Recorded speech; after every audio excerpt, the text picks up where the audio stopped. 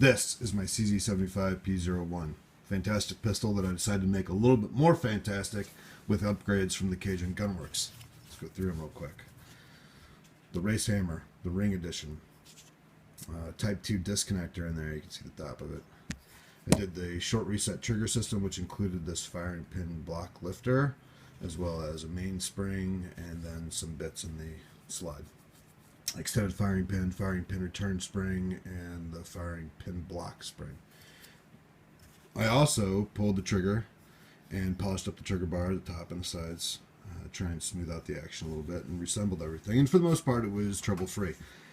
And for what it's worth, the trigger's so much better. I mean, this double action is just way smoother, just a little bit lighter, which is appropriate. I was kind of like going for the defensive carry package.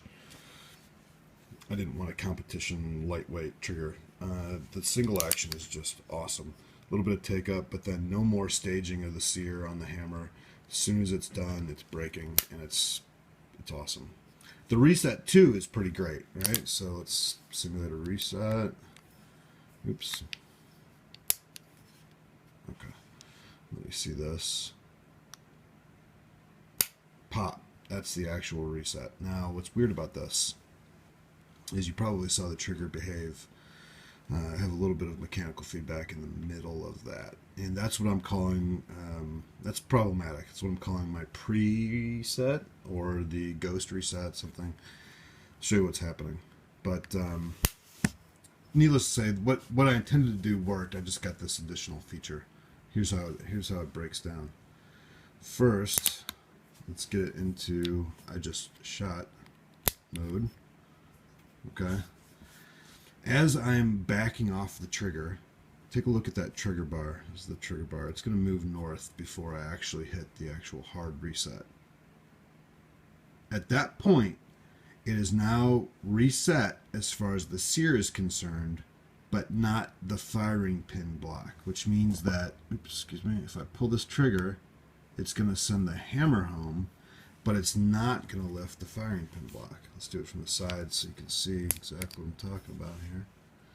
Alright, as I'm backing off the trigger, boom, it's fit, it's popped over the sear, pull the trigger, firing pin block didn't move. Let's do a normal reset, right?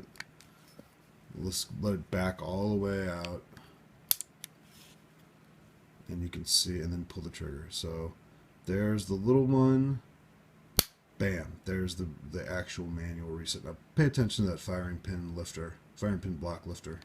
Bam. That's how it's supposed to behave, right?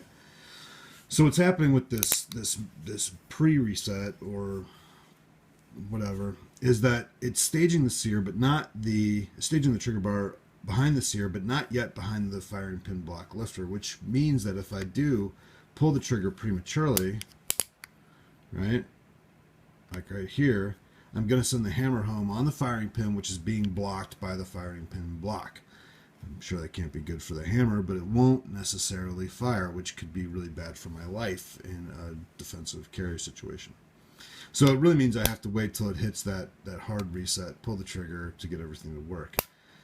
But, you know, accidents happen, and having an accident in the trigger is a bad idea. You know, if I were shooting under stress and I spazzed out before I hit the actual hardware reset and reset that lifter, I could end up doing a malfunction drill instead of telling a bad guy how much I want to save my life. So I need to get that resolved, and trying to figure out what if it could have been possibly something I did. I took it apart, put it back together several times, no difference. Now the only good news is that it seems to happen a lot less often with a magazine and the slide on. Magazine and slide on happens a lot less often. I can still get it to happen though, which means it's not awesome. Another weird side effect, right, is that I don't know if this is normal or not. Let's get back into that fired and reset mode. If I have my finger back and I decock without letting off the trigger, when I back off, I get that short reset, right? And I can fire, well, I can send the hammer home and lift the firing pin block with that short trigger reset. So that's kind of weird. There's a couple usability things I have to retrain on to make sure that A, I don't decock it with the trigger depressed, and then also that I don't, yeah, that I, well, you know, let's check that behavior real quick, see what happens if I let off the trigger after decocking.